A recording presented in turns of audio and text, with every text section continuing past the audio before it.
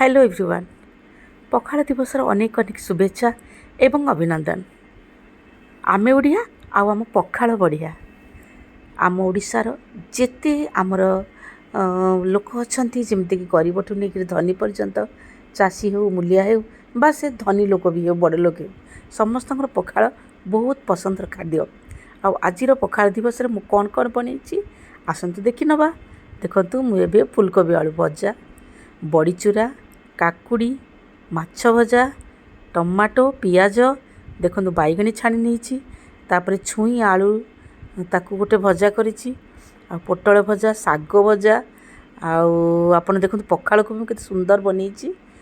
ता सहित टिके आचार नहीं आंबा आचार, ता सहित देखो पोटल आलू भजा, दहीर गोटे बढ़िया सालाड बनईछि।